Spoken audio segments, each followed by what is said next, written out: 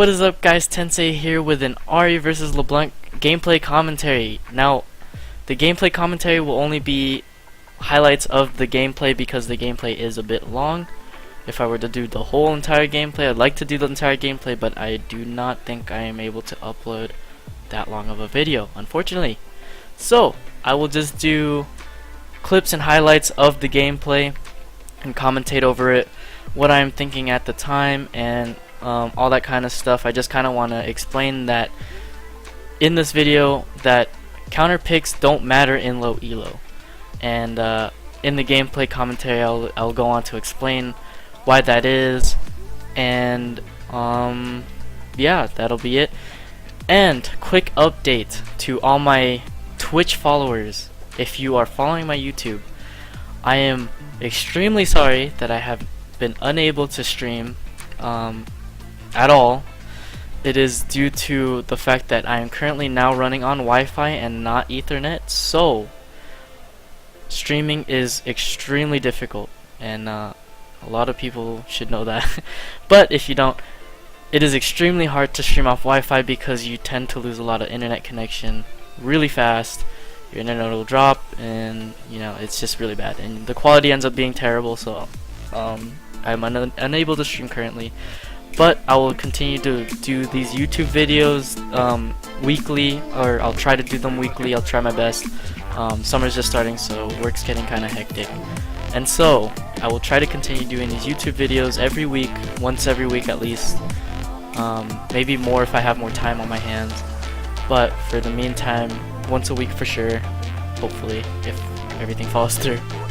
But yeah, I'll try to do these YouTube videos weekly, try and keep you guys updated on my situation, because I definitely don't want to give up on you guys. I've done that too many times to give up now, and so yeah, hopefully every one of my Twitch followers, hopefully you're viewing this video and I haven't given up on you guys, and anyone that's viewing this from my YouTube that's continued to follow me on YouTube, thanks for being awesome. I'm surprised that you've stayed with my YouTube this long, considering that I haven't been that consistent on this channel. But without further ado, English is hard. Without a further ado, I would like to present to you guys an Ahri vs Leblanc gameplay commentary. What is up, guys? Tensei here with a gameplay commentary slash tips and tricks video on Ahri vs Leblanc. Now, before the game starts, I want to talk about just the Leblanc Ahri matchup, just in general. The Ahri LeBlanc matchup in lower elo is purely skill based. I know a lot of websites will tell you that LeBlanc counters Ahri, but in lower elo, it's purely skill matchup because it's basically your knowledge on your champion versus their knowledge on their champion. So in terms of this, it's my knowledge on Ahri versus my laner's knowledge on LeBlanc. And the LeBlanc I was playing against was Mastery 5 on LeBlanc. I don't know if that says a lot, but it tells me that he has put some time into learning LeBlanc. And so I didn't know that before this matchup. I just played it safe. But honestly, in this matchup, in lower elo, you want to focus on CSing and trading. In lower elo, a lot of people tend to make a lot more mistakes, and so trading with LeBlanc in lower elo is not as bad as you would think. In lower elo, it's a lot more forgivable to trade with versus LeBlanc.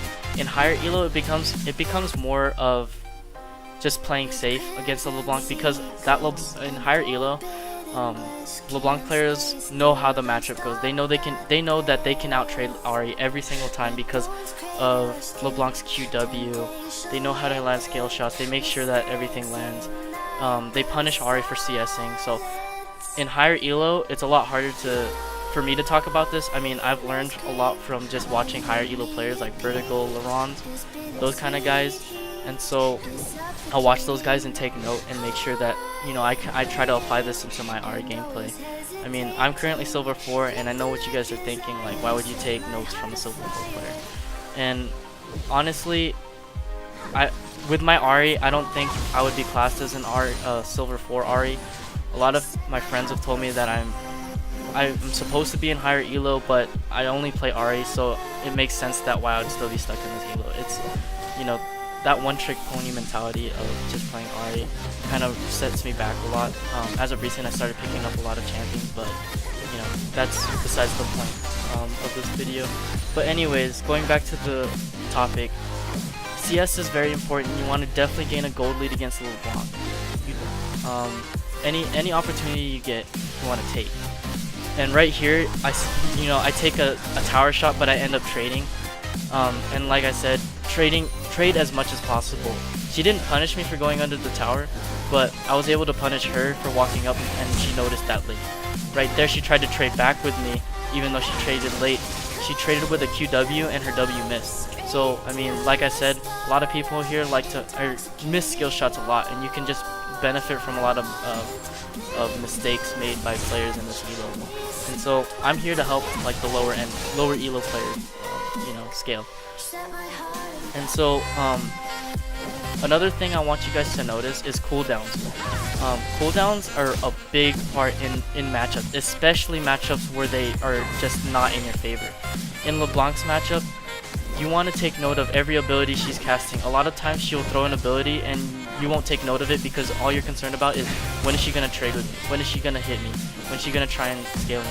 And right there, you see she's trying to outplay me by not taking her W. She knew that she knows that the counterplay to that is just to charm on her W.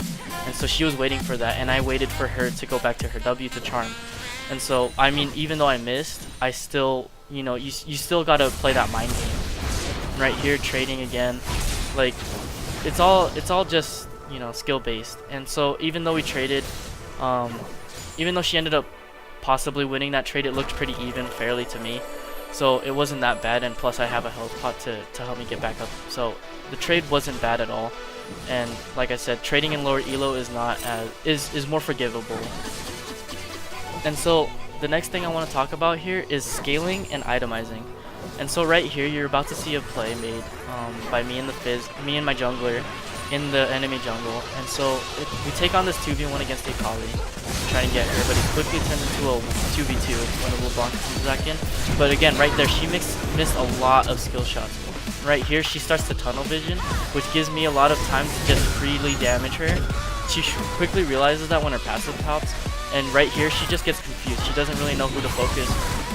She knows that I might trade on her or Fizz, and she should have really just focused the Fizz, try to just trade 1-for-1, but she ended up turning and doing all that stuff. So, like I said, in lower elo, a lot of mistakes are made. You can really capitalize on this, and it helps you scale really well into the game. So right here, you're gonna see me back, and like I said, going into this section, itemizing. Right here, I'm gonna pull up the item bar, and you're gonna see me pick up a Negatron cloak and a Lost Chapter. And I know what you guys are thinking. Tensei, why would you get a Negatron cloak? You're already ahead. Look at your CS. You're already ahead in CS. You got a kill. Why wouldn't you just try and scale into a better item?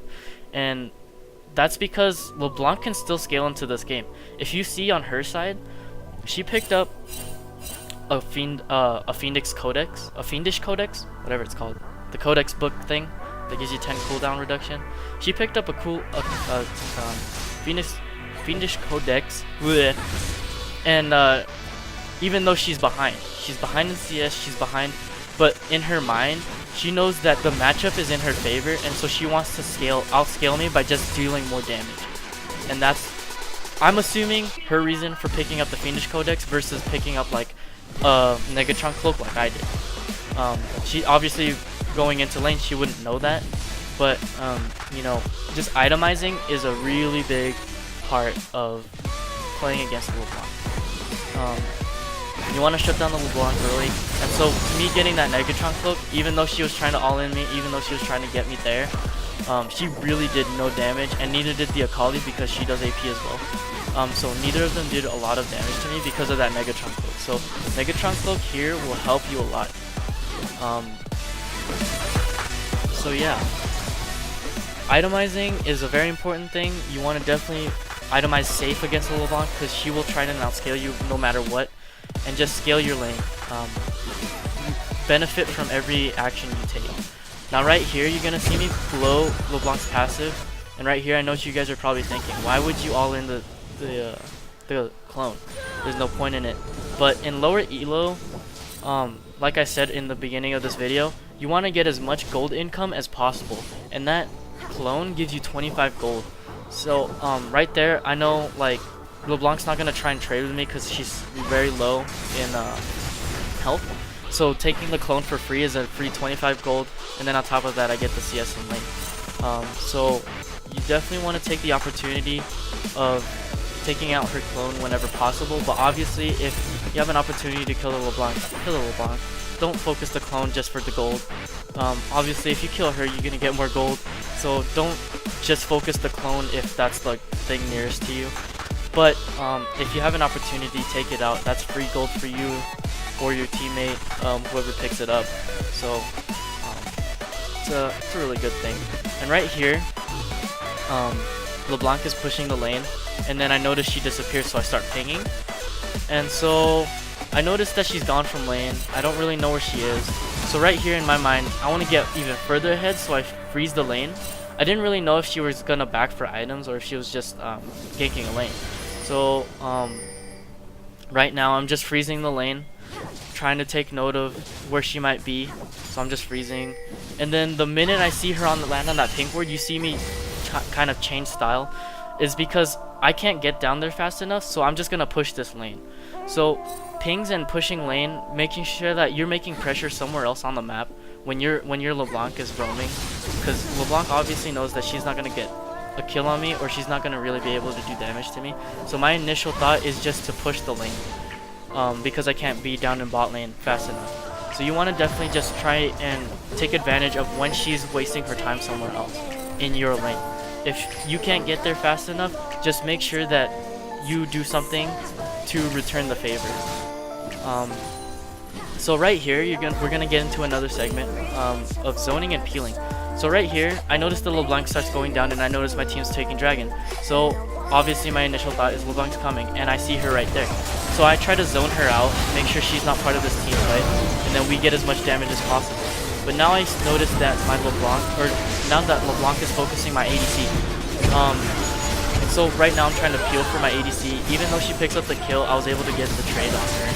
And right here I'm just trying to get away because I know it's probably going to kill me. So right there, you want to peel as much as possible. Leblanc, after she realizes what items you're gonna go for, she's not gonna go for you anymore. So she really wants to just pick up any kill she can and make a difference in the game.